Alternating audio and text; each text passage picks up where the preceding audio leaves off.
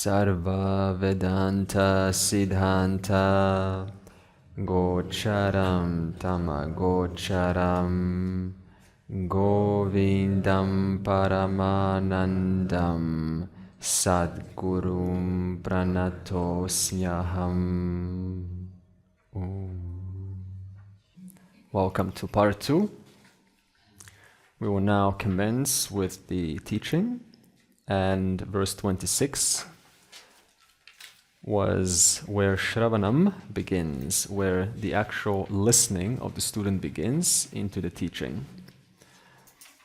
And the teacher is about to slowly unravel the final cause of the universe, and that happens to be you. Verse 27, the physical body. Panchi krtebhyaha bhutebhyaha stulebhyaha purva karmana samutpanam idam stulam bhoga ayatanam atmanaha avastha jagraha tasya stula artha anubhavaha yataha. Avastha jagraha. Okay. So the physical body is born. We're talking about your physical body right now. Why is your physical body born? As a result of karma of previous lives. And where did your physical body come from? From the gross elements, which have undergone a process of grossification. And your physical body is a place of experience for the jiva. Jiva, the living entity, the living being that you think you are. The waking state is that in which his or her experiences of objects of the physical world take place. Okay. So the first verse is the teacher talks about something that we are all very familiar with, logically. Therefore, if the teacher spoke about something subtler, you'll be like, what? I'm lost. So the teacher has to guide the student into something that's very solid, something that we all see, feel, touch, taste, smell. We all handle it, we all nourish it, we all anoint it, we all take care of it. And that's our physical body.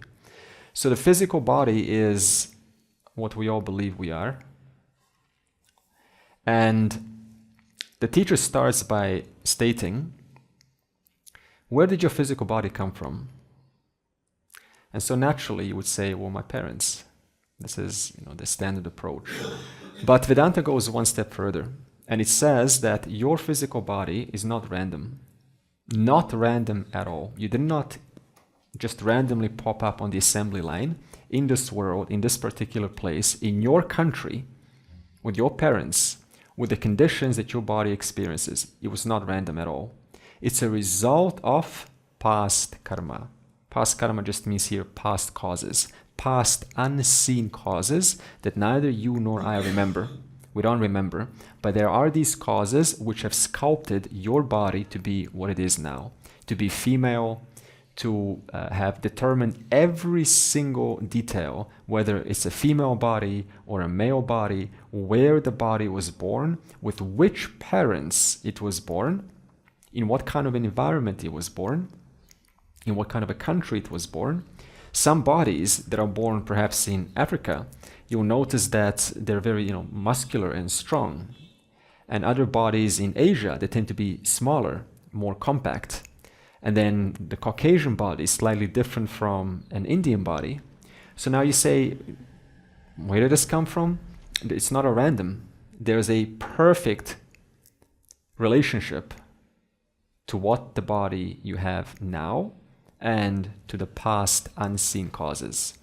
And not only have you gained the body based on your parents and the environment, but also the diseases your body is susceptible to and the strength that your body enjoys. All of that, too, is because of past causes. Some bodies get cancer very early. Some bodies die when they're born. And you say, how is this possible? There is a perfect explanation to this. We call this past karma.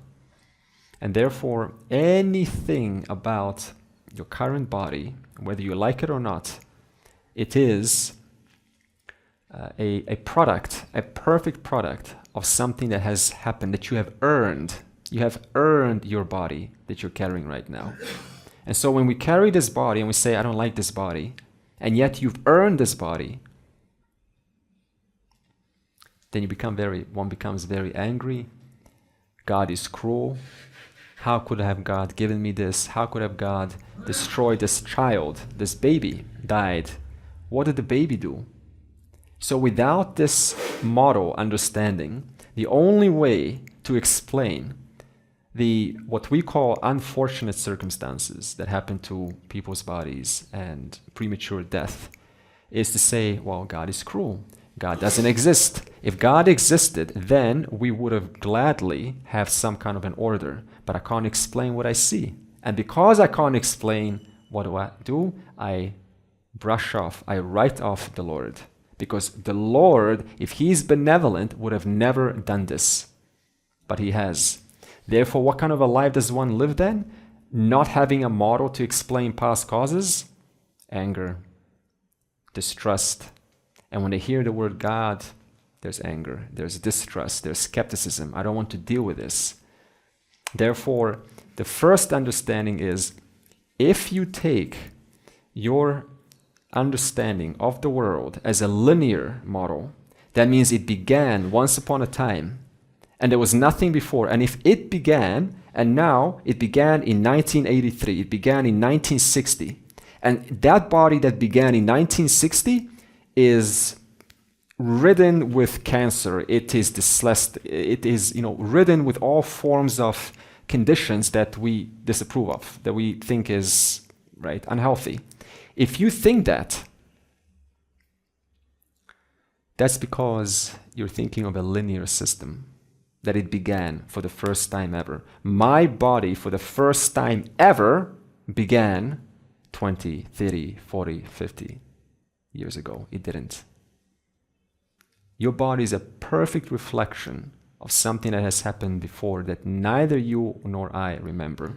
Therefore, in Vedanta, we have what's called not a linear system, but one which we call a circular system, where if you imagine a circle, you can't really put a starting point anywhere in that circle, can you?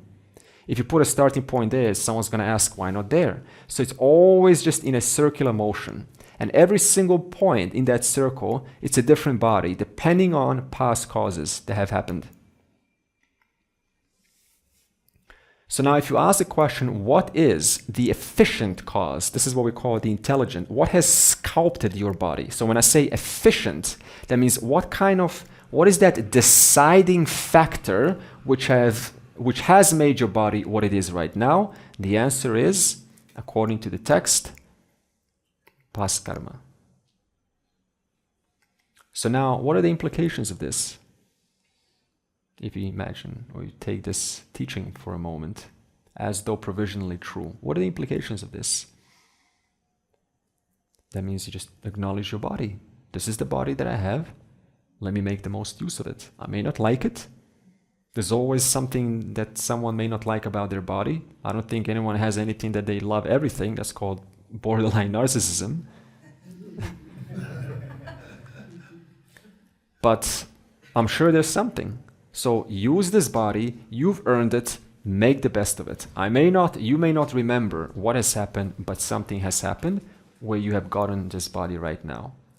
That's all you need to know, practically speaking. Philosophically, whether I remember my past causes or not, what difference does that make to your life right now? So we have to take both sides. Sometimes this karma fascinates people so much, but on a transactional level, what good does it do to you? It's like, okay, cool, now I can explain. But if you really think about it, it does help you, doesn't it? Explain out a lot of unfortunate things that we see in the world. Like, how could they suffer like this? Their arm is, there's flies on their arm. There's no one there to help them. Why are they going through this? According to the text, as we will progress further, we will see there is no accidents. Not one accident has ever happened in this universe, ever. If you have two people going to the Amazon or some forest, and there's malaria, a mosquito, and one of them is a saint and one of them is a thief, what, you think the mosquito is going to say, oh, this is a saint, just don't bite him, don't give him malaria. He's a very important person who's transforming 1,000 lives every year. Therefore, I will not bite him. You think this is how the Ishvara's order works? No. You see, the mosquito will just bite anyone, and the saint will die. And you say, wait, the saint's helping 10,000 people, and the thief is just stealing left and right, and the thief got spared. What's going on? So if you take out a certain model of karma, then you just can't explain so many things in this world.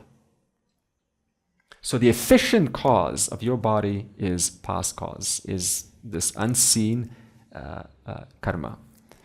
Now, then the question is, and what is the material cause? The material cause, that means what has sculpted your body? Now, in the science system, of course, you will say, atoms and genes and flesh and so on. But according to the verse, your gross body is made of 5 elements, and I'll sketch this out. And these 5 elements come from the subtle, and the whole process is called Panchikarana. So let's map this out. So it's going to talk about the 3 gunas, and let's just say Georg has talked about Prakriti. So I'll put here Prakriti, and I'll explain what it means later. Prakriti. You can think of this as the building block of everything, the universe. And this Prakriti will have 3 gunas. Sattva guna, Raja guna, and Tamaguna. So this means whatever is made from this Prakriti will have these 3 gunas, because this is the cause of all things. So now, when it says the verse, the body comes from gross elements, which come from subtle elements, and these gross elements have undergone what's called Panchikarana. So the next process in creation, when the universe comes, from this Prakriti, from this, what you call the material of all things, which is understood through Sattva, Rajas, and Tamas. And what is Sattva, Rajas, and Tamas? Think of it like this. To build a house, you need knowledge, right? You need a blueprint for the house. Therefore, Sattva. Sattva, think of blueprint. To build a house, you need material. And to build, now if I have knowledge and I've got material, but I don't enact, I don't put it into some force, what's going to happen? I'm just going to cross my arms and say, I've got a plan how to build this house. Okay, build one. No, I'm not going to move. So you need energy, you need force. Therefore, R is that power that takes that knowledge and turns that knowledge turns the material into something useful according to the knowledge. Okay? Now, the body is made from 5 gross elements, but before the gross elements, there's something called the subtle elements. So we'll draw 1, 2, 3. Okay. And before doing this is just a model. Okay, so now don't get fascinated. Oh, what is these 5, elements? Let's investigate them. Remember how I said yesterday? Everything we're going to do is just to come to the final building block.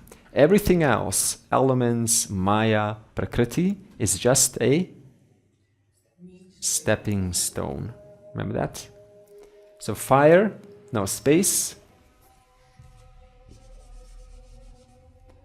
space, air, fire, water, and earth. So now if everything is made of these 3 gunas, then naturally these guys will also have 3 gunas, okay, equally. That means the 5 subtle elements will have 3. These are the 5 subtle. So now, how is a physical body made? You take the tamaguna, we'll say this is tamaguna. You take 12.5% of tamaguna. Okay, so you take one portion, take 12.5%. So you take 12.5% of space, 12.5% tamaguna of air, 12.5% of fire, 12.5% of water, and 12.5% of earth. Okay? So you take 12.5% tamaguna of each of these 5 subtle elements, and you have, now you got the 5 gross elements. So, suppose you want to create subtle space. See, when I say subtle space, I'm talking about an idea. There's no creation right now. It's just a concept. So there's no physical time and space. There's no Big Bang. So now, suppose you want to turn subtle space into physical space. Okay? Physical space that we have right now. How do you do that?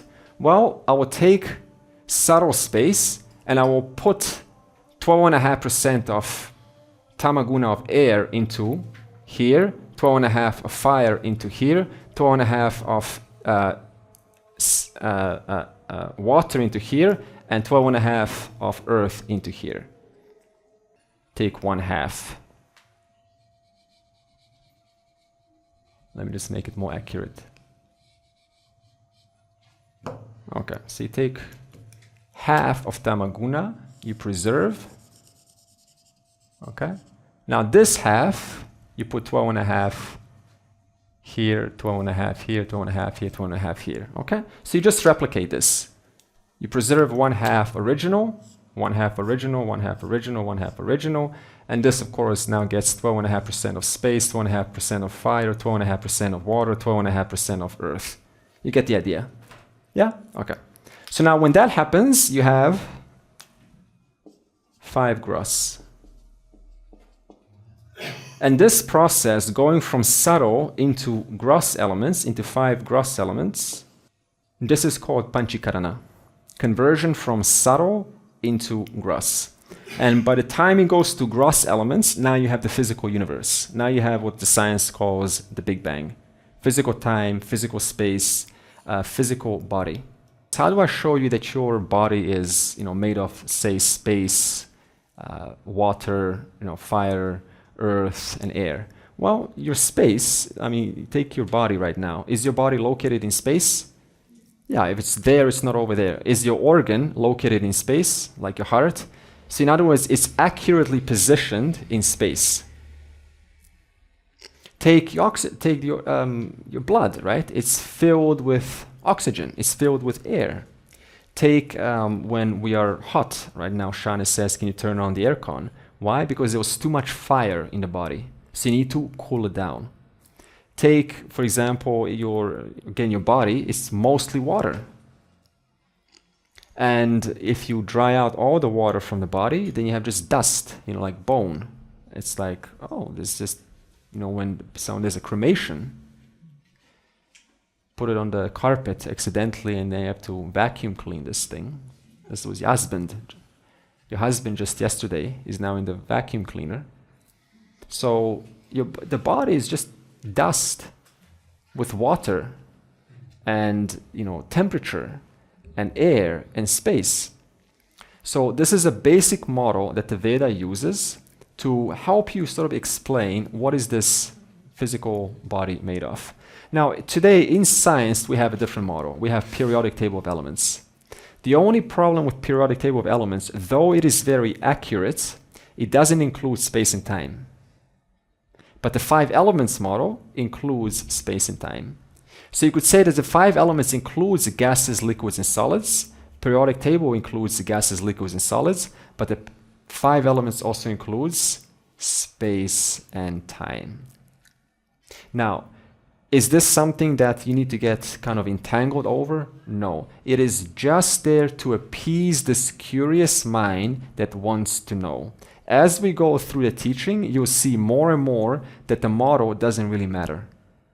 That's how the teaching works. You present the model and then you strip the model away. Okay? Then it continues further. It says the body, your body right now, why did you get a body? Because it is a locus for gross experience. It's a place where I meet you. And when I deliver you a slap, or I deliver you something nice, based on your past causes, I need to find you, you the traveler. You the traveler who have been traveling since beginningless time. I need to find you. And where will I find you? I will find you in the physical body that's been given to you in this lifetime. And then what will I do? I will deliver you the kind of experiences that you have earned. I will deliver you pleasant and unpleasant experiences that you have earned. And you will be confused and you will say, what did I do to deserve this? Because we won't remember. But according to the laws, everything has a reason for being so. Therefore, all experiences that are available to your body, all experiences that come to your body, why are they there? Accidental? No. Because you, who's this you? This is going to come up. You have earned it. That's why some people, look at this, did you ever notice you can have a teacher and they're not very good, but they have thousands of students, but they're not very good. They can't really help the student make a solid transformation. And other teachers, they're brilliant, but they have a few students. Yeah. Did you ever find someone at work who's just humble and honest and authentic? And you know them and you say, my God, if we only had a worker like this is a janitor. If we only had a worker like this working in an office, what a world it would be. And then you go to the office, someone who's earning so much money, but they're cocky, arrogant. Like, what are you doing up there? Did you ever meet someone who, ordinary, doesn't want to be known, doesn't want to be seen, doesn't want any fame, doesn't want any recognition, and yet they're the most incredible person you've ever met? So kind and gentle and holistic. And you meet someone who is very successful, but they're just so kind of full, I'm full, I'm someone important. Yeah. This is because of these past causes, and we don't see them. And we think the world is unfair, but this is how it is. Now, very interesting, when you get a physical body, in order to cope with all of the hardships that life brings you, one of the texts, I don't remember which one, but it says that anything that you ever receive, that a body receives, it's only three things. It's kamini, it's kanchana, and it is kirti. Kirti is fame. So the three big things that a body pursues is any form of fame, any form of being known, being someone, being something. Kanchana, any kind of wealth, any kind of resourcefulness, any kind of resources. Kamini, any kind of pleasures, any kind of lust. And all these three, having been given a body to work out my stuff, 99% spend their time pursuing these three combinations: lust, wealth, and fame. And these three you put together like RGB, red, green, and blue, and you have thousands of industries being born, thousands of expressions that a body can go through. Where does the world meet you? Where does that person who you slapped in the last life, where do they find you? They find you in this body. And how is that felt? How is that experienced? As an unpleasant experience in your life. That is why every single person with a physical body that is born has a mixture of pleasant and unpleasant experiences delivered in their life. Pleasant, punyam, unpleasant, papam. That's just how it is. There's no exception to this. The question is, who is this you? Who is this traveler who has had countless bodies and who who receive the body for the world to deliver a certain amount of pleasure and pain in their life. Verse 28. 8 cities of the subtle body.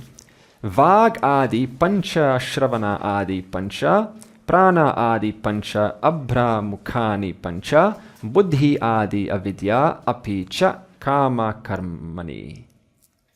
Puri ashtakam sukshma shariram ahuhu. So the 8 cities, that means the 8 components that the subtle body, this traveler, consists of. The 5 organs of action, the 5 organs of, okay, talk about that. 5 sense organs, the 5 pranas, the 5 subtle elements, the intellect, ignorance, desire, and all of the actions of the body. Okay. Question for you. Why are we discussing this right now? Why do you think we're discussing this? To later explain that this anatma, that is not relevant. Yeah. You get that? Why are we talking about this right now? Everything we're talking about is not you. So I talked about the physical body, not you. Okay? This is not just for some entertainment. Oh, here's what the physical body is. So what was attached to the body? What gave you that body? Remember? Karma. If the body is not you, then karma can also not be you. That which sculpted your karma, that which sculpted your body cannot be you. If your body is made of the 5 elements, then those 5 elements can also not be you. What about the subtle body? Again, this is not you. Now, what does this traveler, this not you, consist of?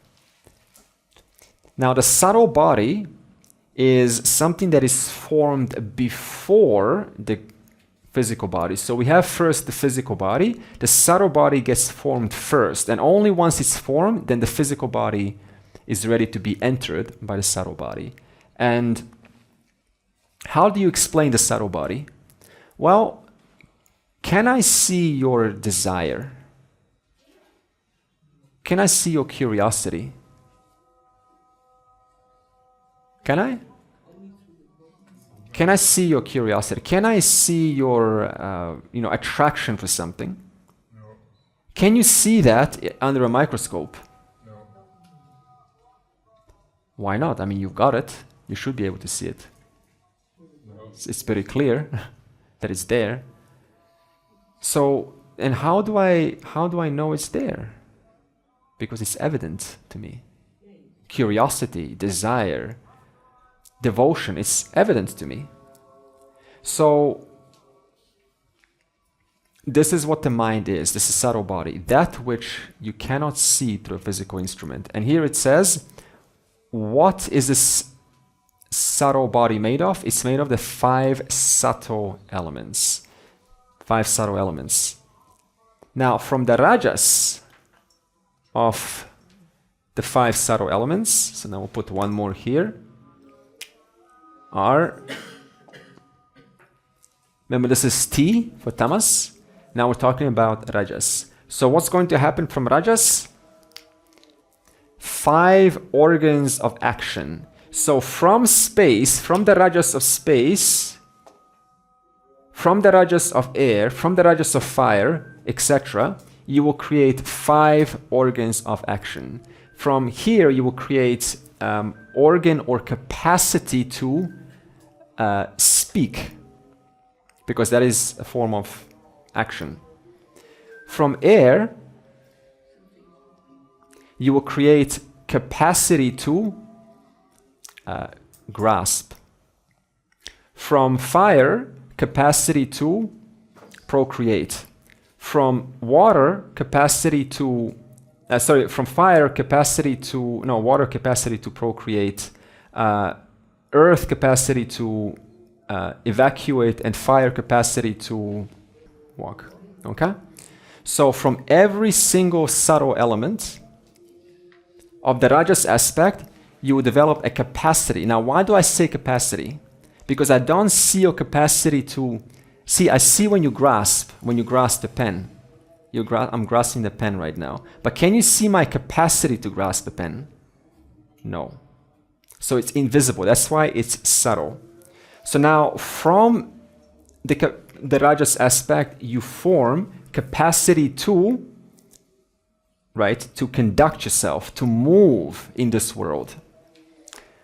When you take the rajas plus the rajas of air, plus the rajas of fire, plus the rajas of water, plus the rajas of earth, you combine them together, you have 5 physiological functions, such as digestion, circulation, perspiration. It means that when the subtle body enters the physical body, what's going to happen? The physical body will automatically know how to inhale and exhale. Because prana, one of the 5 pranas, is inhalation and exhalation. That's why we say upon death, when the prana leaves, the body no longer knows how to breathe. Because it was prana, the intelligence, which lets the body know what to do, what it means to contract the chest muscles and, right, in and out, in and out. That's what the prana does. So now we have, from the rajas aspect, we have capacity for action, that means to conduct yourself in the world, and capacity for respiration, perspiration, digestion, circulation, and expulsion, the 5 pranas. Now you take the sattvic aspect, same thing, just like rajas. Sattva of space, sattva of subtle air, sattva of subtle fire, sattva of subtle water, etc. From this, you have a capacity to hear. These are now 5 organs of perception. How I'm going to see the world, hear the world, feel the world. From air, sattva, you have capacity for touch. From fire, capacity for sight. From water, capacity to taste, and earth, capacity to smell. Okay? So now you got 5 capacities for perception, 5 capacities for action. Now when you add the sattva of subtle space, sattva of subtle air, sattva of subtle fire, etc., you add them all together and you create what's called the antahkarana, the inner instrument. And what is an inner instrument? We call that in English your mind. An instrument by which you'll be able to conduct different experiences in this world. So different things will enter the eyes and the ears and the tactile feedback. All of that will enter into one big kind of center, one command center. And that command center will be able to process that. And what does that command center consist of? 4 functions, the antahkarana, the inner instrument. 1, the manas, the capacity to emote. So when someone says, I love you, there has to be a mechanism in the subtle body to respond to that with a feel-good emotion. When someone says, don't do that, that was rude, there has to be a system inbuilt to release a certain amount of, right, whatever, chemicals or, not feel-good chemicals, whatever you want to call them, so that you can appropriately respond to the inputs of the world.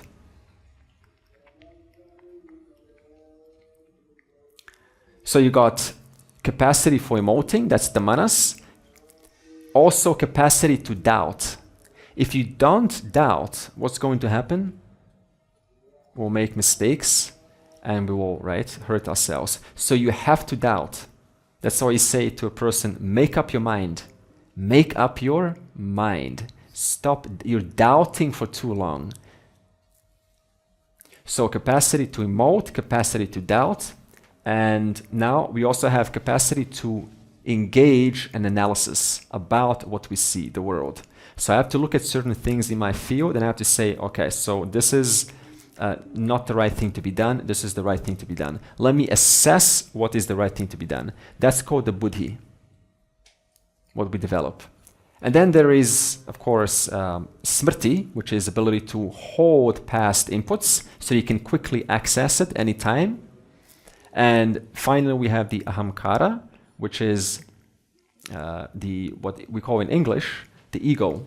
And this ego is something that takes all of these experiences from the subtle body and the physical body, and it makes it into one I, into one single entity.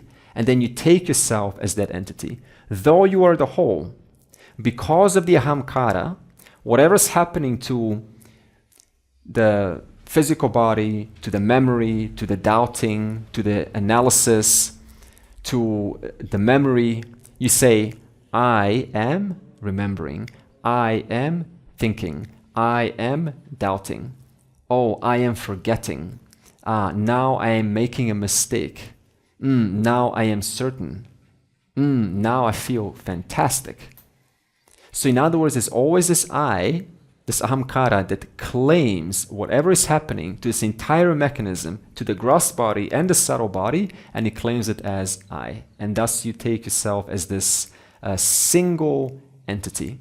And the single entity, because it doesn't know its truth, undergoes 3 modifications according to the verse. And they are ignorance. Because it doesn't know how to walk, doesn't know how to talk, how to communicate, and thus a body that's born, does it know anything? No, because it is governed by ignorance. So what happens is, who is this traveler again? The subtle body. Who is the traveler? The subtle body. The subtle body enters the physical body based on what? What gives this physical body? Why do you get this physical body? Based on what I said. Karma. And who gained that karma of these two? The subtle body. So the subtle body, having been in the physical body in the previous life, did certain things, conducted themselves in a certain way, learned certain habits, got certain impressions in their mind, developed certain strengths, certain weaknesses, and then they dropped the physical body, and what remained? The subtle body. And the moment the subtle body enters another baby body, then once again, the baby body knows how to breathe, knows how to swallow, knows how to speak, knows how to grasp, knows how to walk, knows how to procreate, knows how to excrete. Why? Because you, the traveler, are carrying that intelligence. Carrying that intelligence is the prana.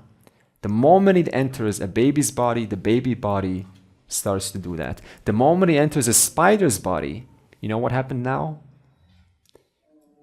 Because of your karma, the capacity for your subtle body to take on a human body has been reduced to the body of a spider. So this means though the subtle body still has the ability to speak and to think, because of its karma, it's gotten a spider's body, it lost certain abilities. And so it can't speak anymore. This is according to the Vedic model. Otherwise, the subtle body is just a traveler. And one day you drop this body and go, oh my God, what am I doing in a spider's body? Why? Because according to the Vedas, because of whatever has taken place in the previous life. That's the kind of punyam and papam you have gained for yourself. And thus that's the kind of body you're now having. Sanjay, the ahankara, is it a part of the subtle body? And then, because I always thought the traveler was the ahankara, and but it's the subtle body. So when you get another body, you get another ahankara? No, same. The ahamkara is the one that always knows I am a being. I'm a single being. So the moment the physical body dies, I'm still a single being. Oh, wow, look, the angels are over there and I'm over here. So I'm here. Oh, protect me, a single entity. You get a physical body. Oh, protect me, mommy, protect me. It's the same thing. So the ahamkara is that which you have been taking yourself since beginningless time. That's who you thought you are. The traveler. And you go, oh, I am now in heaven. I've traveled a long time. But you're still that ahamkara, that single entity. And 99.999% people on earth confuse their true self for the ahamkara. Therefore, the whole course is really about recognizing nitya anitya, the distinction between your ahamkara and your true self. And this will be coming very soon. So, being governed by ignorance, what happens? Ignorance because of what kind of ignorance? That I'm not full, whole, and complete. What does that cause? Desire to complete myself. And what does desire then cause? Karma, action. And what does action create? Punya papam. And punya papam, who gets that? The subtle body. And the subtle body, when it enters the physical body, it gets the physical body that it deserves according to the quality of its actions in the previous life. Verse 29. Characteristics of the subtle body, and it's strongest in the dream state. Idam shariram shirnu sukshma samjnitam lingam tu apanchi krita bhuta sambhavam sa vasanam karma pala anubhavakam swajnanantaha anadhi upadhi atmanaha swapno bhavati asya vibhaktihi avastha swamatra shashena vibhati yatra. This subtle body is indeed born of the elements in their subtle state and is possessed of impressions of previous experiences. That means punya papam. It is the experiencer of results of actions and is the beginningless upadhi for the jiva. Dream is its distinct state in which it shines alone without the physical body. So the subtle body is the experiencer. So who is experiencing pain? The physical body or the subtle body? The subtle body. How do you tell this? How do you prove right now that the subtle body is the one who experiences pain and it doesn't need the physical body to experience pain? Imaginary pain? Yeah, because when there's no hand there, you can experience pain. Good, good. What about your dream? Do you experience pain in your dream? Yeah, a lot. But there's no presence of the physical body there. So who is the one that experiences pain? The subtle body. What does it show you? You don't need the physical body to experience pain. So who is the experiencer of pain? That one who's still in the dream. Now this gets very interesting when it talks about dream and death, but I'll get firstly in the order.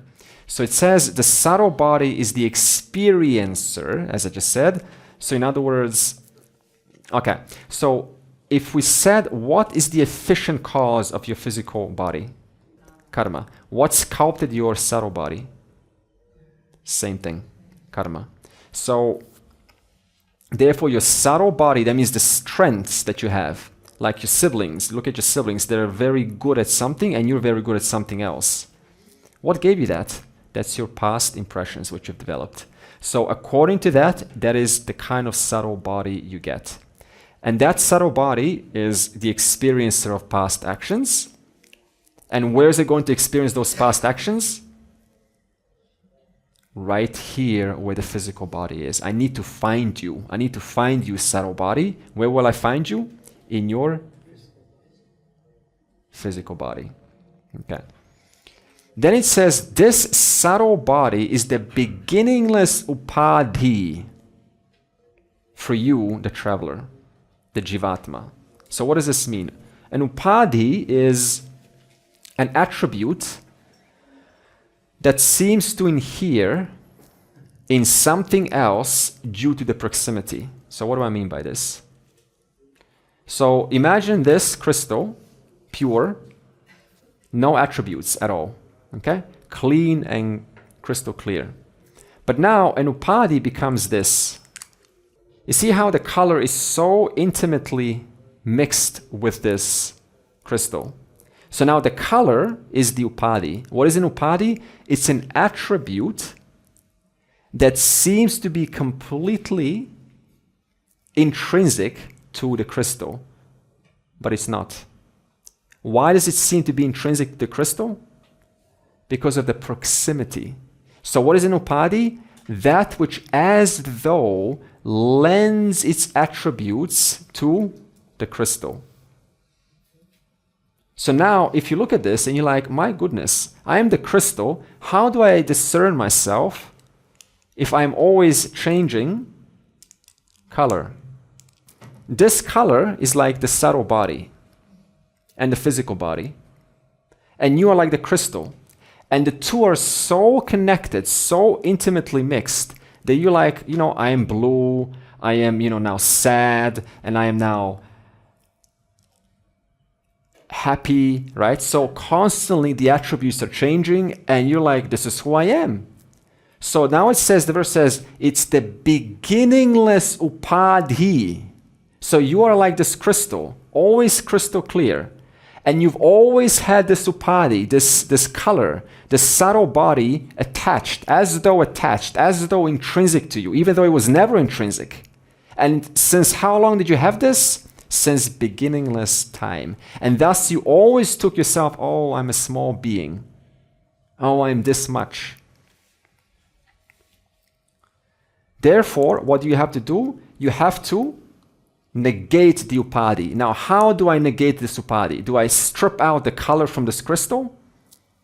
No, because you can't do that.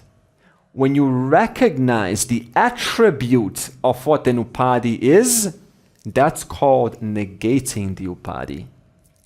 So what does the teacher have to do? They have to point out your gross body is a upadi. Your subtle body is a upadi.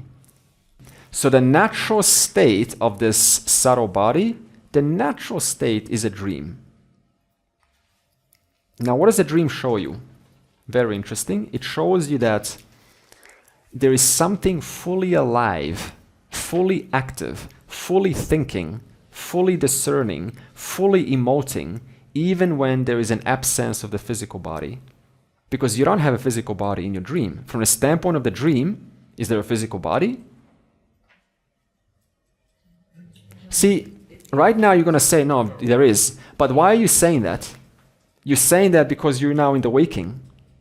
But in the dream, do you say, I have a big mole on my arm? In the dream, do you say, I have a headache?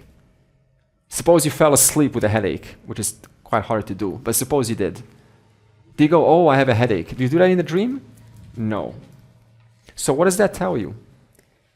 It shows you there's an entity that is different from the physical body and still is able to emote and experience. And that entity is you, the traveler, the beginningless upadi who you thought you were.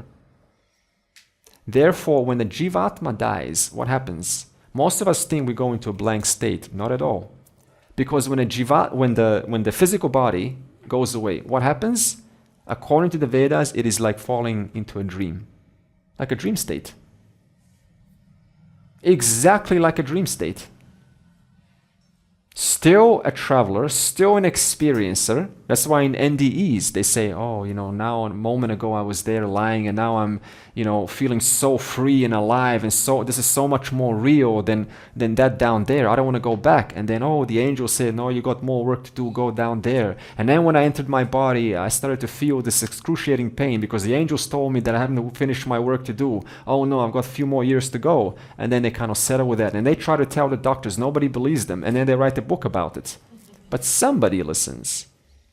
Because you can't discard thousands of experiences like this. So what is it that survives when a physical body dies? You, the traveler, who has now found themselves wearing one more body called what your parents gave you, that name. With the features that it's carrying, which then other bodies called, oh, so pretty. Oh, you're so handsome. Oh, you're so this. Oh, you're so that. Now we go into body shaming. Now we go into body sexualization. It's just a body given to you because of your karma. But now the whole life becomes from body perspective, all about body. Verse 30 continues, subtle body is an instrument. Sarva vyapati karanam lingam idam syachidatmanaha pumsaha vasyadikam iva takshanaha tena eva atma bhavati asanga ayam. So this subtle body is a tool that you use, you the traveler, performing what? Performing actions, just as a chisel is for a carpenter. And this jiva, whose nature is actionless consciousness, like that crystal, unattached to both the gross and the subtle body, is free of the subtle body, but becomes an apparent actor when consciousness illumines the subtle body. And so we all see ourselves as apparent actors, don't we, when we get born? Some of us even try to, go into the acting industry, like really to go full scale as an actor. I am a super mega actor. And the question then arises, what is a jiva? That's what a jiva is, a traveler. The one has traveled since beginningless time, who thought I am the single entity.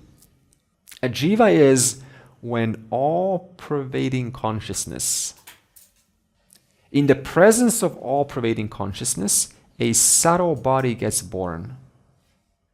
And from the standpoint of that subtle body, you say, I. This is me.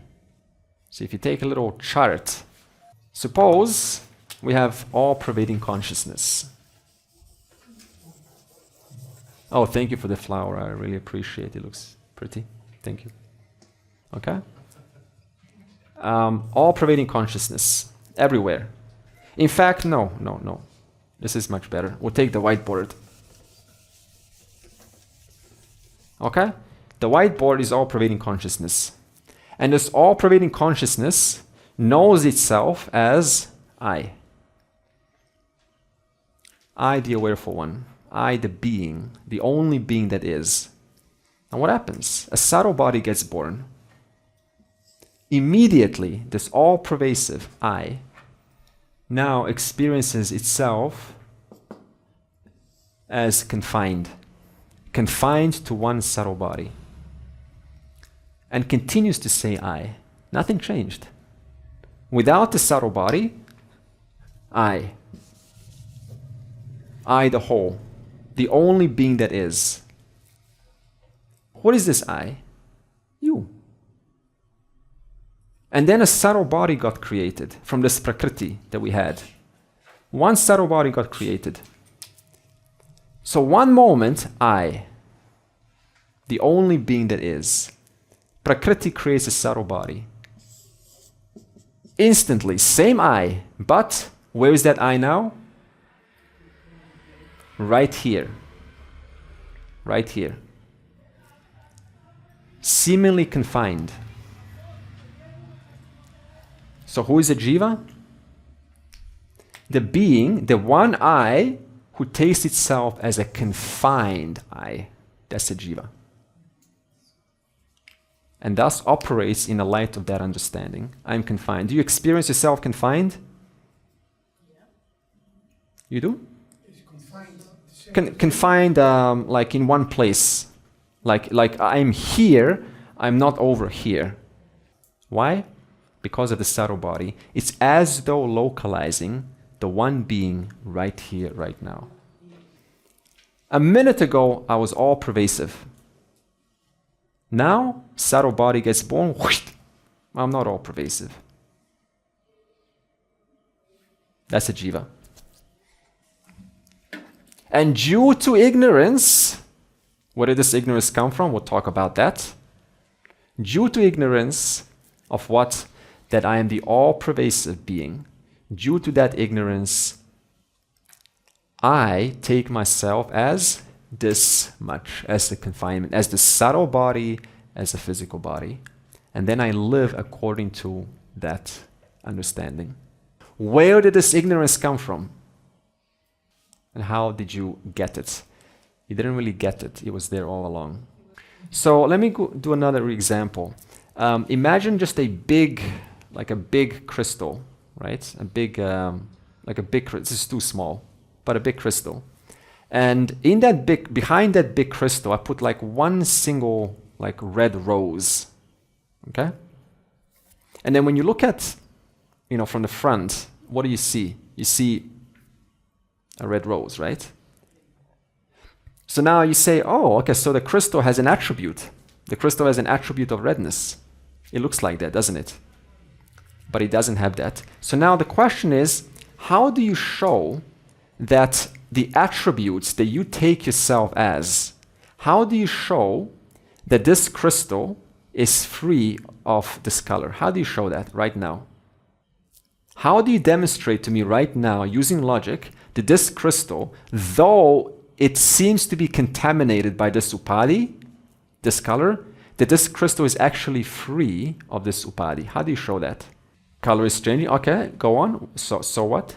But they disappear also. So it's not constant. It's coming, going, coming, going.